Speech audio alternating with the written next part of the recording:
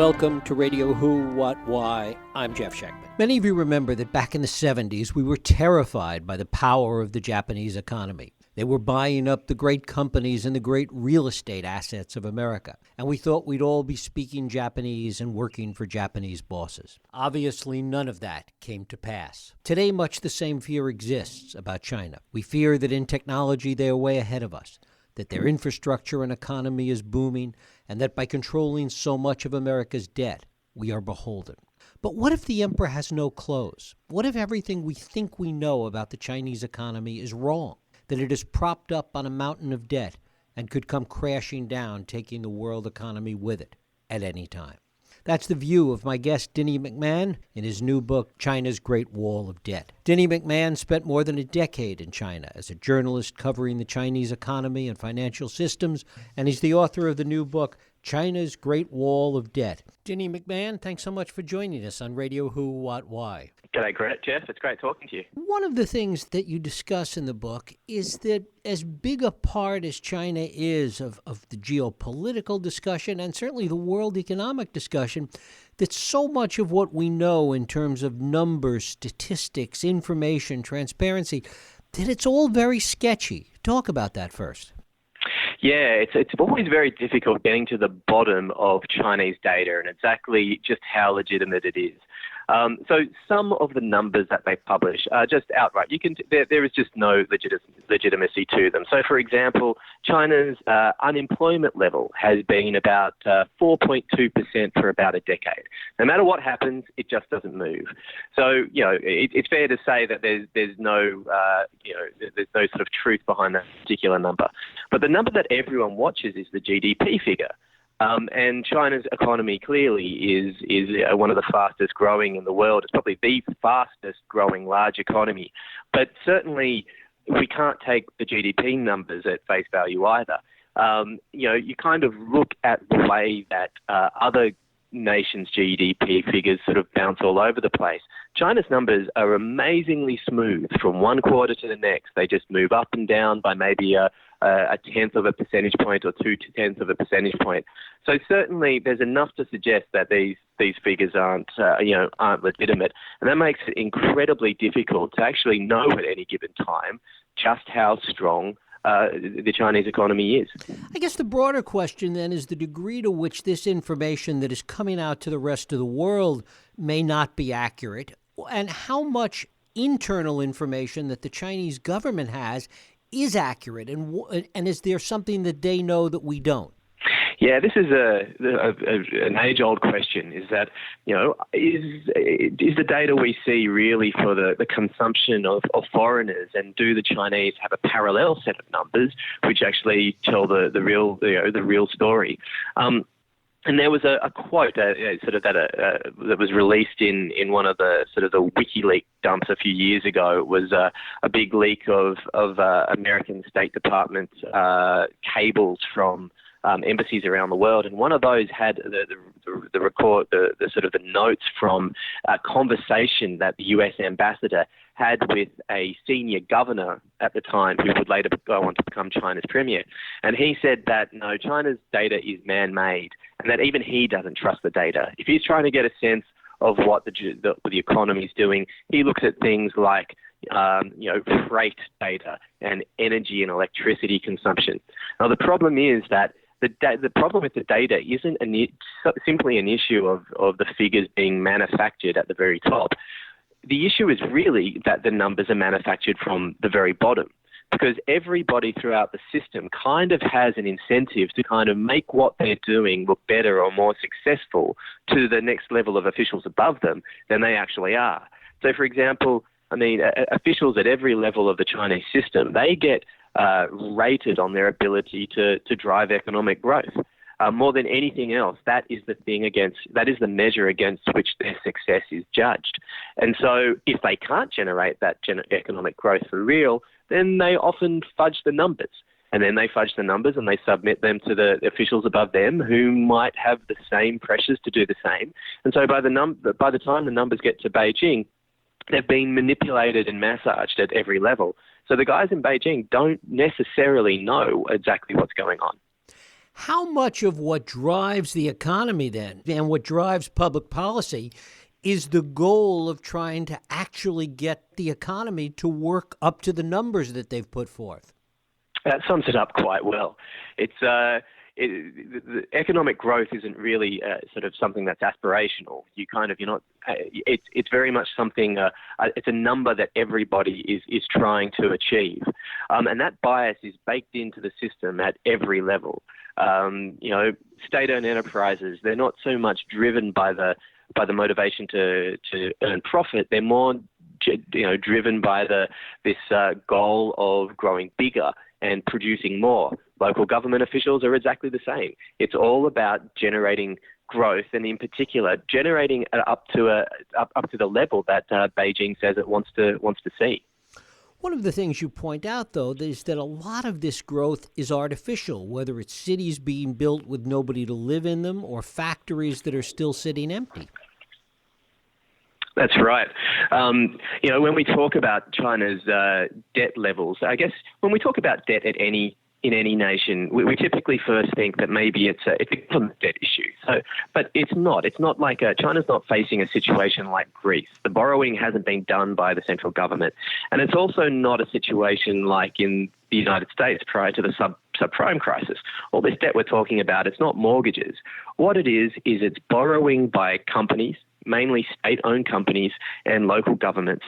What they've spent it on is things like factories and housing and public works. And those things in and of themselves don't sound so bad. I think they sound like they're making a contribution to real growth, to the real economy. But so much money has been borrowed that the sort of investments that have been made have been hugely excessive and wasteful.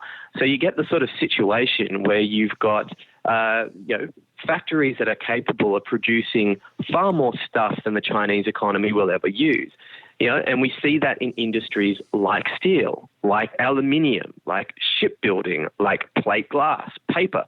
There's a huge list that the government keeps of industries that are suffering from gross overcapacity because just too much has been invested in building factories. And you have the same problem with housing. There's way too many apartment buildings in parts of the country where it will never be needed. And public works as well. Around the country, you've got 8-lane highways that, hardly support more than a handful of cars. Or you have airports that might only have a couple of planes arrive every week. And so you've had all this investment by local governments in projects that aren't really generating any economic support once they're built, any economic growth once they're built. But the local governments will have to pay off the cost of building them for years to come. Will those investments, particularly the infrastructure projects you talk about, will they help, in fact, encourage more investment? Will they, in fact, pay for themselves over time, although a much longer period of time than originally was anticipated? Some will, but a lot won't. So when we're talking about government spending, the best way to think about it is not in terms of infrastructure. It's best thought of in terms of public works. So, China has made some amazing strides in infrastructure over the last decade. I remember when they first started building their high-speed railway network, there was a lot of talk at the time that this was a white elephant, that this was a boondoggle. But in hindsight, it has been an incredible investment in efficiency. It has made the country smaller. It's often difficult to get a ticket on one of these trains because they're so popular. So it has been an incredibly far-sighted investment. But at the same time, a lot of what the government builds can't really be put in that same category. So I talked about airports a minute ago, and they're kind of in between.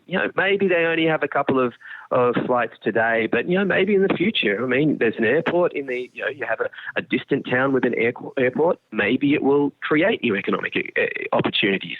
But so much of what the money is being spent on is grossly wasteful.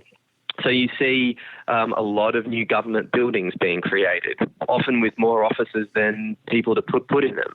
And you see things like ornamental lakes and man-made mountains. You see newly built industrial parks with roads out there and sewage and electricity and new power plants to support them, and they just don't attract any businesses. And you see that sort of waste over and over again everywhere, particularly as you hit the city limits of cities and towns all over the country, where all this new construction really kicks in, and you kind of you visually can see the waste. All of that money that is going into these projects, what is the cost of that? What else could that money be used for if it were not channeled into these projects? That's an incredibly important question, because it's often been said that the way that the Chinese economy needs to change is that it needs to redirect the resources that currently go towards the state and give them to ordinary people and houses. So at the moment, the state companies and local governments benefit hugely from the privileged position they have in the economy. It's not just that they can borrow a lot of money, it's that they can borrow money fairly cheaply, because the banks see them as being a low credit risk because, hey, they're backed by the government. What could go wrong? At the same time, state firms get a lot of subsidies. So one of the reasons that they can, build wasteful factories is because, they're getting cash subsidies from the government. They're getting tax perks. They're getting low rent on the land. They're getting subsidized energy and subsidized water. So you kind of see this the state's resources get channeled towards towards the state. Now, the idea is, look, if you took those resources, we would be much better off channeling them to ordinary people. So let's improve the healthcare system, and so that people don't have to save as much money anymore in case they need an operation or they have a health emergency. They don't have to save as much. They'll be more willing to spend. Or China can bolster its pension system. Same sort of thing. People won't have to save as much for retirement because the government will help. And the idea is, if you can do that, then you can actually change the way the economy works. Rather than being dependent on construction and on heavy industry, you can change the economy so that people consume more and the economy can be more oriented towards consumption. Now, that's something that economists have been arguing for years, that if China wants to become a long-term sustainable economy, one that kind of looks more like the rich countries of the world, then it needs to be less focused on shoveling resources into heavy industry and making it possible for ordinary people to consume. However, that isn't really the direction that this government is taking. Although it is really something that would genuinely contribute to the quality of people's lives. The other part of that equation seems to be that if you bring down the savings rate in China by doing that, it imperils China's ability to invest the way it has, and that changes its geopolitical position. It certainly affects its way to invest.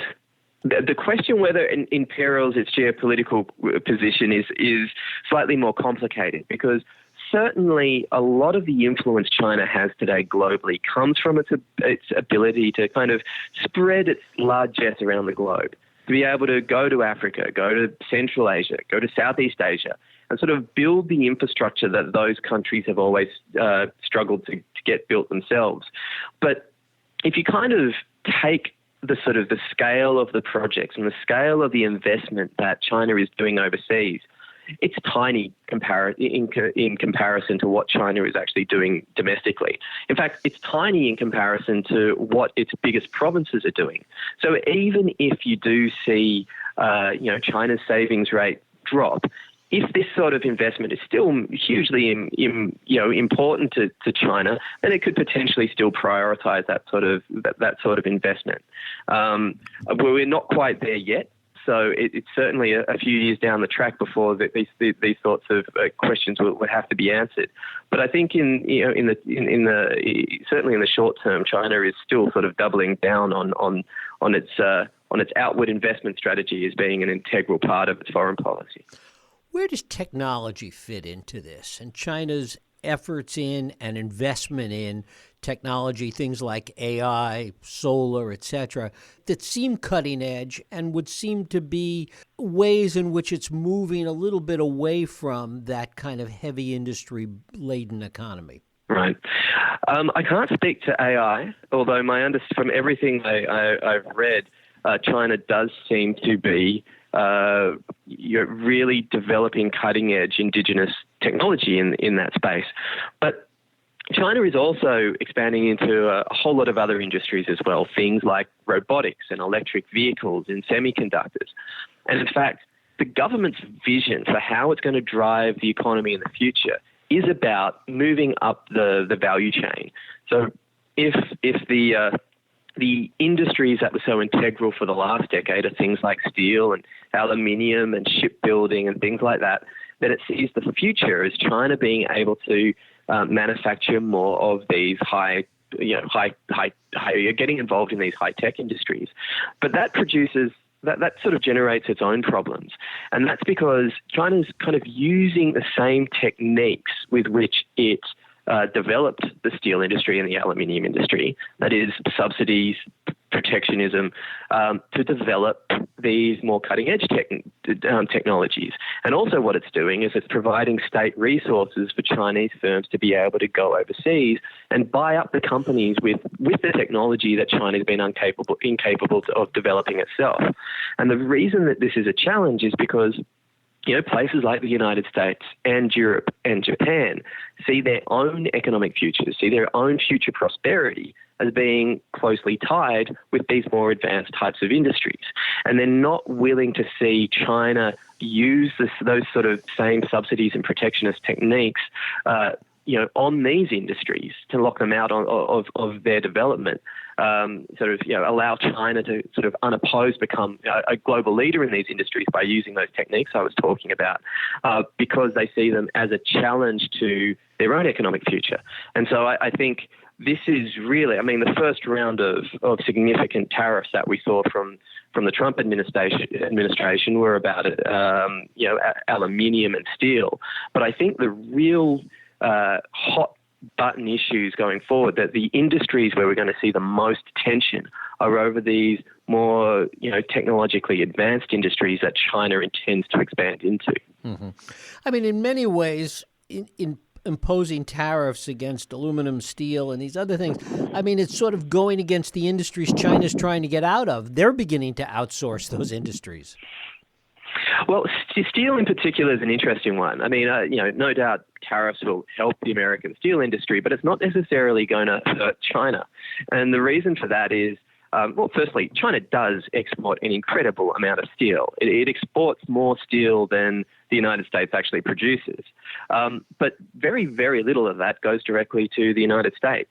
This has been a problem for years, and the US government's been pushing back against it for years as well. The real issue is that China exports to other countries. And those other countries, because they can't compete with cheap Chinese steel, they then export their own steel to the United States. So that's kind of how that works. But yeah, the issue here is that the reason China produces and exports so much steel in the first place is that it just invested way too much in its own steel producing capacity. And it really, if it wants to deal with its own economic problems, it needs to start shutting down a lot of that capacity, irrespective of what the United States wants. For its benefit, for its own economic interest, it needs to start cleaning up the excess capacity in industries like steel. Talk a little bit about the biggest concerns among the Chinese leaders about the economy, even without the accuracy of the numbers, as we talked about at the outset. Where did they see the concerns? I think the thing that Beijing worries about more than anything else, and we're going to get economic here for a minute, so what they worry about is something called the middle income trap. Now, this is an idea that World Bank economists came up with a few years ago, and what they did is they looked at the 100 countries that in 1960 could fairly be called middle income. So that's countries that weren't rich nations, but they weren't dirt poor nations. They were kind of developing countries that were in the middle. There were about 100 of them, middle income nations in 1960. And they then had a look at how many of those had become rich nations 40 years later, and there were only 11. There was a group with Singapore, South Korea, Israel. And so what they discovered is that a lot of nations kind of got to the point where they were within striking distance of becoming a rich nation. And we've seen this time and time again. We saw this in the 1990s in Southeast Asia with Thailand and Malaysia. We've seen this at various times with Mexico and Argentina. Various times, developing economies have been growing extremely quickly. And they've kind of got to a point where it looks like they might be able to join the ranks of rich nations, and at the last minute they stumbled.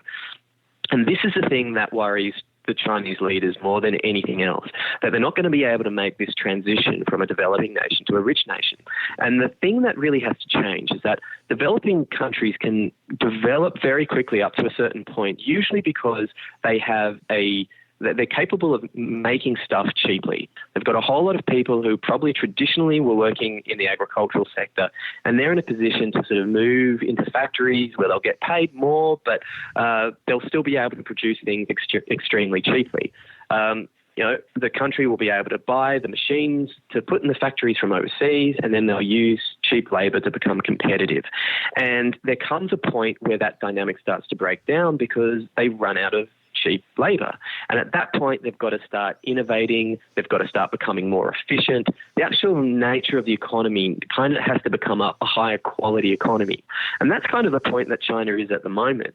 Like, I know journalists like myself for years used to write about how China had this endless supply of cheap labour. Now, as it turns out, it wasn't endless at all. It has ended. So we no longer, the flow of people moving from the countryside to the cities has been slowing year on year.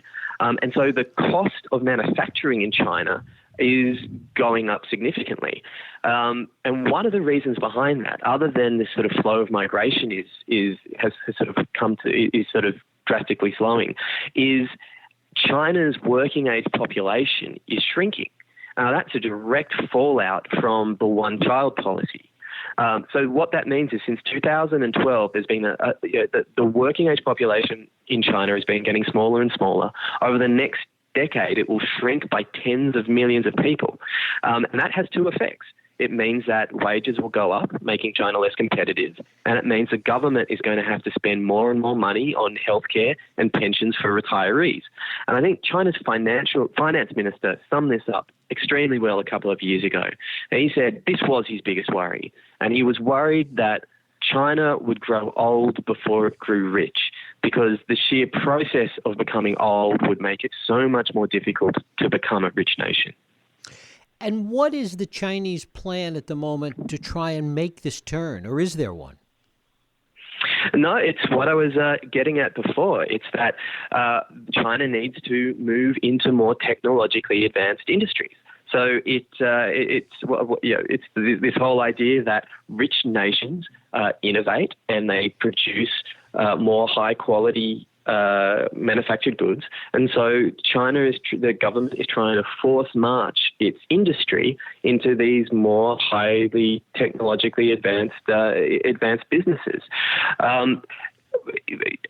Lord knows it might actually work, but there's a whole lot of other moving parts to sort of what makes a successful developed economy, and they're things like efficiency and competition, and they're not the sort of reforms that China is making at the moment. Actually, the finance minister a couple of years ago explicitly said, the reason he worries about the middle income trap is because China needs to become a more efficient economy, and the sort of reforms that will take the reforms necessary for that are going to take years, and he doesn't think that China has that window of opportunity. What are the things that could happen that could stall all of this and really cause the whole economy to start to unravel? See, this is the hardest thing to say, to work out. I mean, certainly I think potentially a sort of heightened trade conflict with the United States or with developing nations generally speaking, that could be it. Because at the moment, China is trying to wean itself away from this investment-heavy, construction-focused model of growth. And, it would like to be able to, export more high technologically advanced goods. But the thing is, if foreign nations become less willing to take Chinese exports, then in order to maintain growth, I could imagine Beijing would have no option but to sort of double down on this debt-led, investment-driven model. And we're already at levels where, the debt is so high and the waste is so excessive that you'd imagine that sort of situation wouldn't really end well. But in terms of actually, other than that, one particular moment that might cause things to unravel, it's very difficult because the Chinese government has proven itself extremely good at being able to paper over the problems and kick the can down the road. Whereas a sort of a more market-based, competition-based system would be more sort of fragile to sort of various economic shocks. The Chinese government's proven itself more than capable of being able to hold things steady when there are potential shocks and external crises. How are the changes that are taking place in Europe right now and the EU, how is that impacting China or potentially might impact China? Right. That's a very interesting question because it comes at the same time that China is becoming more globally assertive. For a very long time, China's foreign policy was very low-key. Its priority was very much about developing the economy. But under Xi Jinping, that's very much started to change. So in some ways, it's kind of opening up a space for China to become more globally assertive. Certainly, you kind of here, I think we're kind of in this moment where China being so strong, people tend to assume that it's sort of set to become sort of, one of the two global powers or to even, challenge the US for global primacy. I think we're so ready to kind of think in those terms because, in particular, Europe is perhaps politically been at its weakest it has in a very long time. The other part of that equation is what the U.S. should be doing. One, in terms of asserting its own economic concerns vis-a-vis China, but also not doing things that will be really dangerous in terms of the Chinese economy, which could have a deleterious effect on the world economy, as you talk about. Yeah. Jeff, how you balance that equation, I really don't know. But we are at a point where the US really does have to rebalance the trade relationship it has with China. I mean, so much of China has traditionally had a lot of its natural advantages. It has been a cheap place to manufacture because of its labor force. But the reason that China's has become so dominant globally as a manufacturer isn't solely because of its cheap labor. It's because of sort of the subsidies that the government's been, not just the central government, but every level of government has been willing to give to industry. And so, for the US, it's really at a moment where it's like we can't sort of allow that sort of balance in the economic relationship to continue as it is. And particularly with China that now sort of planning to move into more technologically advanced industries as well, it really has to come up with a way to sort of balance the playing field. Now, how exactly to do that is going to be a very complicated and drawn-out process that's going to take a lot of trial and error.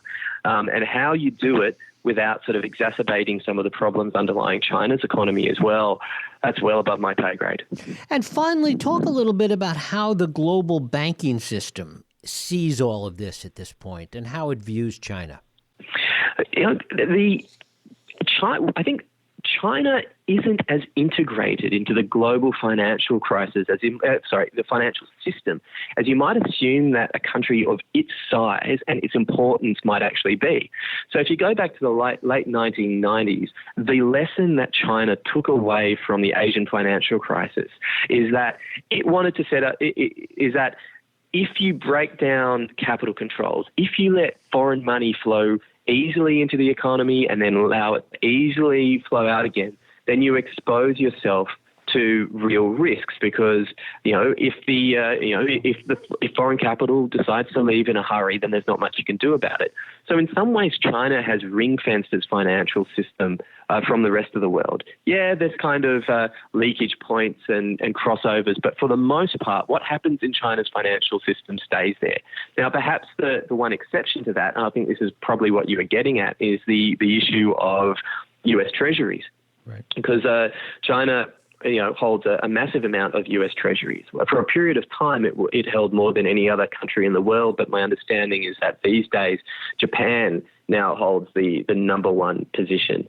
And there's always been this theory that perhaps China could sort of weaponize them, that the US is vulnerable because China might one day sell them all off. The problem is that there's a reason why China holds that many US treasuries. It doesn't want to. It's been trying to diversify for years and years. And that diversification has resulted in things like, China doesn't have one sovereign wealth fund, but it has two. They've diversified into everything from buying more gold to buying warehouses in Sydney and office towers in London. But the problem is, no other financial market is big enough to hold China's foreign exchange reserves, so they need to hold US treasuries. And the other thing is it needs somewhere liquid, because if it needs to cash in those US treasuries for renminbi in a hurry, it needs liquidity. And we kind of saw that a couple of years ago when China's foreign exchange reserves declined by about $1 trillion in the course of a year. That's a lot of money. And so it is actually in China's interest to be able to hold something like US treasuries, which it can cash in quickly if its own domestic economic situation demands it. Certainly in the last couple of years, China seems to have got under control sort of the outward flow of capital. But if it happens again, it needs to be able to cash in its foreign exchange reserves quickly, and that's why it needs to hold US treasuries. Dinny McMahon, he has spent over a decade inside China. He's the author of the book, China's Great Wall of Debt. And Dinny, I thank you so much for spending time with us here on Radio Who, What, Why. Not at all, Jeff. It's been great talking with you. Thank you. And thank you for listening and for joining us here on Radio Who, What, Why. I hope you join us next week for another Radio Who, What, Why podcast. I'm Jeff Schechtman. If you like this podcast, please feel free to share and help others find it by rating and reviewing it on iTunes. You can also support this podcast and all the work we do by going to whowhatwhy.org/donate.